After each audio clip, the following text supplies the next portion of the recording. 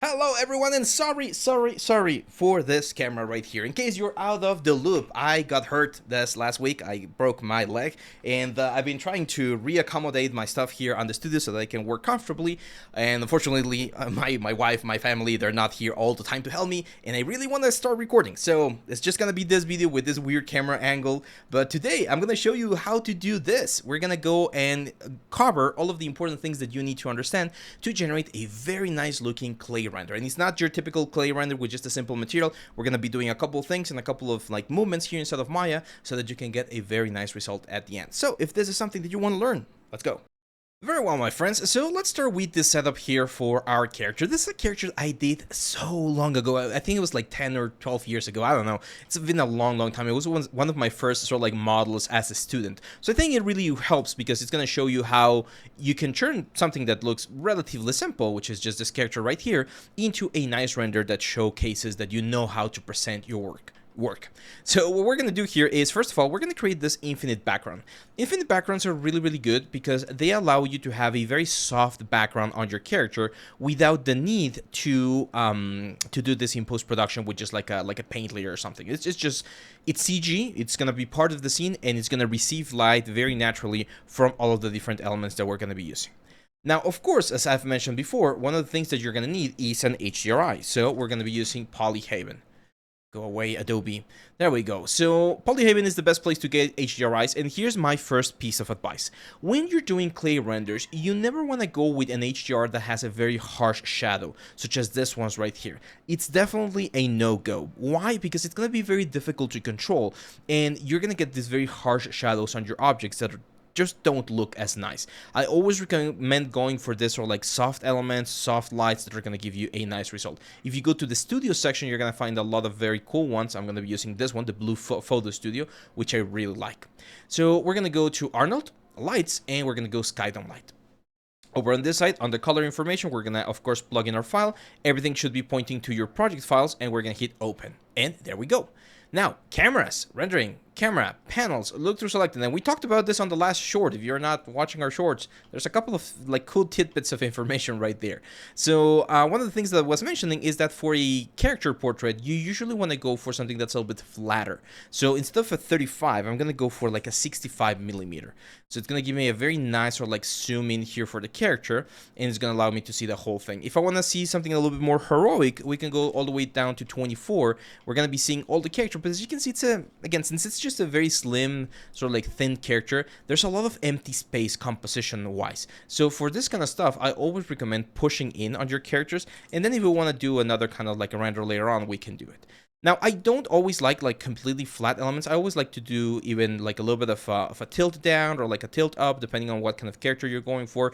Usually, if your camera is positioned a little bit lower, you're going to get this effect where what's the word, where you look smaller, so the character looks more heroic, and the other way around. If the camera is up here, you are more heroic than the character, and you get this sort of like different perspective. Well, I'm gonna go a little bit lower, like right around there. I think that one's gonna look fine. Now, this is very important, don't be scared of making sure that certain elements on your scene are not visible. People always like, and I see this all the time in portfolios, they'll rather have a render like this where I can't really see anything on the character because it's so small, just so that you show everything, rather than go in there and show me some of the details on, for instance, the portrait of the character. So don't be afraid to push in on your character, even if some parts are going to be clipped out. You can later on do other kinds of renders, other different parts of the character, and that's fine. In a movie, in a game, you're not going to be seeing your character in full screen all the time, seeing every single detail. There's going to be lights, there's going to be shadows, there's going to be composition shots and things like that that are going to make it difficult to see. So get rid of that fear of not showing everything in your character. That's very important. So now that we have this, we can do our first test, and I'm going to go here to the render, our renderer, going to change the system to GPU, and let's change this to full HD. Depending on your system, you might want to start with smaller sizes or smaller resolutions, and then jump into bigger elements. So in this case, we're going, again, full HD and a GPU to get a faster render. For a single image, GPU is really good. If you're going to be doing an animation and you want to avoid that sort of like flickering thing, you might want to try using CPU or GPU, but with higher sampling count, because otherwise it's just not going to look good.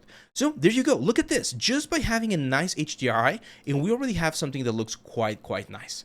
So that's the first thing. Just get a basic light in there, and and we're good to go to the next stage. The next stage is going to be the materials, and what I'm going to do is I'm going to give the background material an Arnold AI standard surface shader, and this one's going to be a dark shader with a high roughness. Why do I want a dark background? Well, the reason is the character should be the main focus of our scene. So if we make the background dark, what we're going to do once we add a lighter material to the character is we're going to make the character pop. Some people like to have a more balanced approach. You can try again, play around with maybe a light background and a dark character. It's a very, very interesting things that you can do right there. But it's important that there's always a little bit of contrast so that you can really see the silhouette of whatever it is you're modeling. So in this case, that one looks good. Now I'm going to go to the character. I'm going to right click and assign new material, Arnold, AI standard surface, and this is going to be, of course, my clay material. So I'm going to write clay. There we go. So what everyone usually does is they'll go here to the color, they'll add a little bit of a beige color to the whole thing, depending on what kind of clay they want to go for, and they're going to play with the roughness to generate, again, a sort of like clay looking material, which is going to look like this. And this is not bad. This is definitely a good way to do it. It's a good starting point. However, again, I'm going to show you a couple of extra tricks here to make this thing look even nicer. First of all, we're actually not going to use color. We're going to use subsurface. Yes, this is going to be a little bit more expensive, but it's going to look a lot cooler. So on the subsurface color, I'm going to grab the same color that we had before. Probably going to make it a little bit lighter, so right around there. And if we render, by default, the subsurface might be way too intense. And this is because of the scale radius that we have right here. So the scale is the scale that our object is currently at. And I believe I did not model this one at real world scale. So therefore, it's kind of like a small figure. And since it's made out of wax or this subsurface material, light is going through the material very, very intensely. So what I'm going to do here is I'm going to reduce the scale to something like 0.1.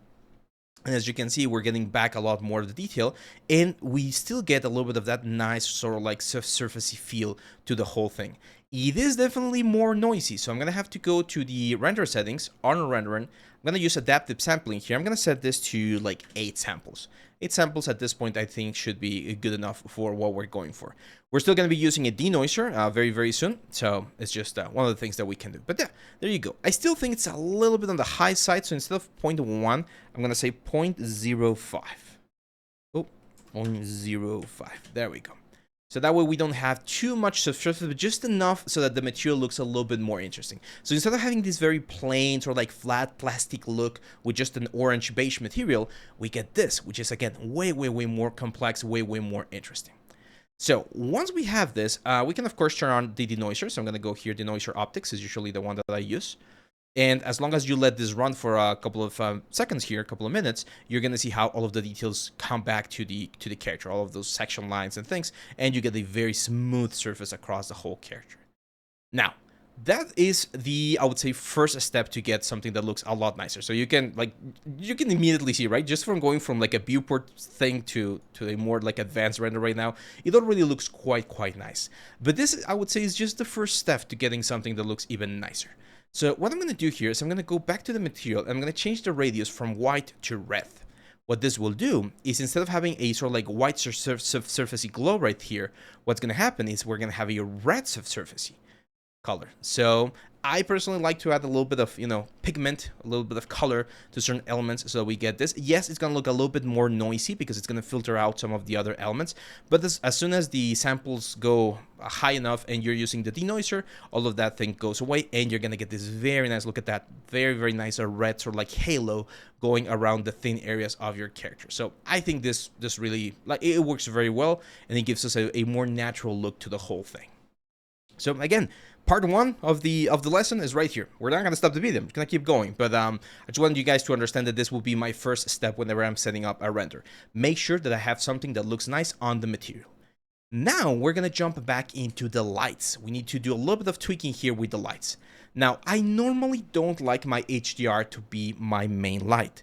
In this particular case, it's actually not that bad. Like, I really like how this one is working. So I'm going to make an exception here and I'm going to leave this as my main light. And as you can see, we have this very cold light coming from the left in this case, but I do think it's a little bit overexposed. So I'm going to go to the exposure. I'm going to set this to -1. -1 should bring the exposure down, but not like intensely enough that we lose all of that stuff. As you can see, this is a little bit more like nicely exposed, I would say. I think it's a little bit too much, so I'm going to say -0.5. So like a little bit of an in-between right there. So we got a little bit of a higher highlight right there. And there we go. I personally like having contrast between lights and shadows. Some people like to have this very sort of like pastel looking effect. Hollywood has been doing this a lot in movies and series lately, where everything's very sort of like dark and very grayish. Again, this is up to you where you want things to be, but I think something like this looks good.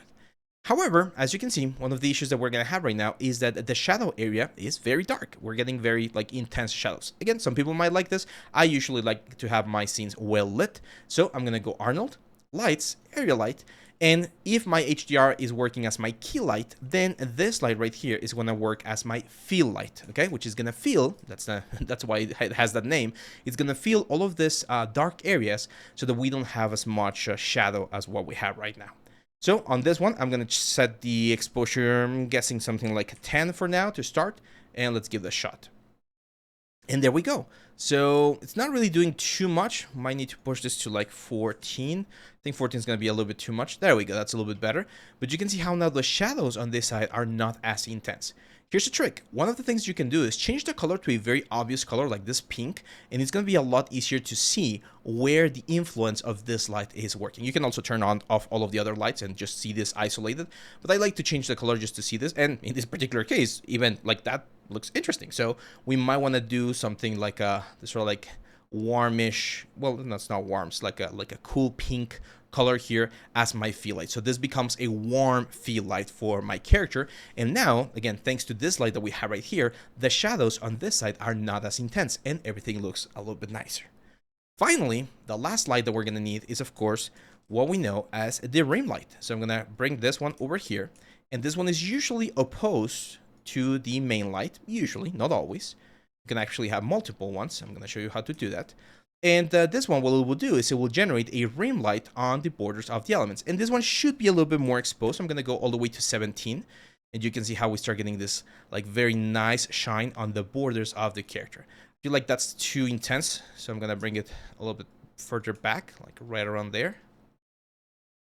And there we go. Because I just want like the very little border right there. Of course, I'm going to change the color as well. In this case, I'm going to go with like a bluish color. And that way blue and pink might get something interesting. If you don't want to use color, you can also turn that off and then use temperature, and I can make this a cool light here with the temperature, and it's going to look a little bit more balanced. But look at how nice that rim light looks. And remember, the important part of the rim light is that it separates the character from the background. So now we get even more like separation, not only in color, right, because this is a dark background and a light character, but also in this rim light that's literally cutting out the character from the background. And again, don't stop here, guys. Like, if you want to add more lights, you guys would not believe how many lights you can find on a TV studio or on a movie set. It's ridiculous. That's why movies look so cool, because there's so much direction in where and how lights are placed so that you get the best possible result. Something that you're not just going to go outside, shoot with your camera, and get that precise result. Everything's orchestrated to get the best possible result. So, as you can see here, I had a secondary rim light, and now we get this very nice rim light here on this side of the character, exposing again a little bit more of the overall thing. However, this second one that I added is adding a little bit to the exposure of this side, so I might bring this down to like, I don't know, like a 15 or something. Now, the next thing that we can do here, once we have a cool light setup, and again, you can play with this as much as you want. Another thing you can do is grab your HDRI and just move it around a little bit. Maybe push this, for instance, a little bit more to the left of the character, and that way we're going to get a little bit more of a shadow here on the front, and it might pop a little bit more. So there's no way you're going to find the perfect shot unless you experiment and try to find a good solution here. Now, one of the things that I see frequently with clay renders is that people don't add any variation to the clay materials. And something that is very, very easy to do is go to the Hypershade or to whatever other software you're using here. Grab your material, and in the case of Maya, we're going to say Edit, and then a Duplicate, there we go, Duplicate Shading Network. And this I'm going to call Clay Dark. And the only thing I need to do is go to the subsurface element, go to the color, and make it a little bit darker, and I like to saturate things a little bit more. So as you can see, this is going to be a little bit more of a warm brown color. And if your model is composed of multiple elements, multiple meshes, it's very easy to select some of those meshes. For instance, I'm going to grab the sort of like the inner connections of the character right there. Right click, And oh my god, Maya, come on, there we go. Assign existing material, clay dark. And as you can see, we're going to generate a little bit of a different view. Now, you could, of course, just start adding like actual materials in this case, right? We could add some metals and some chromes and things like that. I think that's something that I did with this character when I was doing it for my class. Again, this was like 10 years ago or something like that.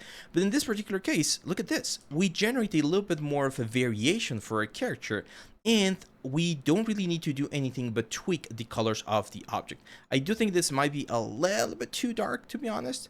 So I'm gonna bring it back, go a bit lighter and less saturated, so that the difference is not as much. But I do want to see a little bit of a difference on the materials that we have right there. There we go. And at this point, it's just a matter of trying to decide which parts of the character we're gonna add that new like color or that new effect to. So I think, for instance, this guy's, the ears. Again, we right click. I don't know what it is with Maya today. Sun existing material, clay dark. There we go. So now, if we render, all of those elements are going to have a slightly different hue to the whole thing. Now, finally, this is just a little bit of an extra here. I'm going to add some eye sockets to this thing, because I don't remember adding the eyes for this character. As you can see, they're just like hollow elements, and it does look a little bit weird. So what we can do is we can add two very small spheres here on the center of the cavities. They don't have to cover the whole cavity if you don't want, in this case. There we go. I'm gonna right click and mirror this to the other side. It's gonna be X negative. There we go. I'm gonna assign a new material, Arnold, AI standard surface. And in this case, for instance, we can keep it as white. And what we can do is maybe add some emission, like make this eyes glow a little bit. Don't overdo the emission though. Like, this is one of those things that you wanna like keep it as clean or as simple as possible, so that you don't get too much of an effect. Like, we don't want to distract too much. Some people want to be like, hey, why not change the emission color to red, right? Like, to make this an evil robot. Yeah, that totally works, as you can see right here. Or let's make this in a good robot. You know, blue and red are usually the colors that we associate with good and evil. So I think red in this case looks very, very nice. And it fits with the character that we have right here. So yeah, that's pretty much it, guys. Now, once you have this, there's a couple more things that you can do to make this pop even more. This is like the final things. And again, sorry about the camera. I'm gonna fix that for the next video, but I wanted to record this for you guys so that we could like start over again and make sure that we can produce as much content as you guys need. So we're gonna go here to the what was I gonna do? Oh yeah, okay. So the first thing I'm gonna do is I do want to add a little bit of a hue on the back part of the scene. So I'm gonna grab this rectangular light, change its light shape to a disc, make it a little bit smaller, and this one's gonna be pointing to the back, but it's gonna be really, really low. And what this will do is it's gonna give me a little bit of a fade here on the background part, on the back part. You're gonna see here, it's not as obvious. We might need to push that a little bit more. Let's try a 17 exposure. And what I want to do is I want to generate a little bit of a glow on the background. So yes, there we go. Look at that. Yes, we do want to separate the character from the background, but we also don't want to have a completely flat background because it just looks a little bit boring, right? And unless we're going to be modeling the whole scene, which of course you can do, just adding a little bit of a separation there, again, another extra spotlight, will frame your character nicely as well. It's going to give us this, again, sort of like an aura or like a halo for the whole thing. So yeah, that looks good. I really like how this is looking. Now is the point where we can add some post-processing things. So here on the imager, we can add some lens effects, and there's two things that you can add here. First of all, it's bloom. Bloom is really good because it's going to make your character kind of like glow a little bit. Don't overdo it. People sometimes like just go overboard with the bloom. This is just a very simple bloom. It's just going to make it a little bit nicer. And if you want to add a little bit of vignette, which again, helps frame the character, that's also another thing that you can do. But again, don't do it like too much, right? You want to keep it as clean and as nice as possible. So something a little bit simple like that is good enough. I even think like the bloom there is a little bit too much. There we go. Now, the higher the resolution, the more details you're going to be able to get, and you can even take this into Photoshop, add a sharpen pass, add a little bit of color correction if you want. Like, the sky is the limit when it comes to post-production. In order to get rid of all of these things right here, remember, we need to up the samples. So we need to go here, and instead of 8, I'm gonna go all the way to 20, which is a lot of samples. It's like really like high on the intensity. It's definitely gonna take a couple of minutes to render this single shot, but once it's done, we're gonna have a very nice effect. So that's it, guys. That's my little like shortcut, or my little process to generating some very nice clean clay renders. Again, make sure you have some good illumination, make sure you play with different variations on colors for your clay, and make sure you have a good composition with the camera. If you do those 3 things, I can guarantee your portfolio is going to look a lot better. Of course, if you want to continue like learning, you need to go through the texturing stage, through the animation stage. Like, there's a lot more things that you can do. But if you just want to showcase your models or your sculpts, this is an excellent way to do it. It looks very professional, it looks very nice in your portfolio, and you can get some nice exposure this way. Now, yeah, that's pretty much it, guys. Again, sorry for the camera. It's going to be fixed for the next one. And I'm back. I'm going to continue working here on the studio. I'm going to make sure to upload as much stuff as I can. And if you want to support the channel, if you want to support this project, of course, the best way to do it is by liking, subscribing, and checking our website for the full premium courses. So that's it, my friends. I'll see you back on the next one.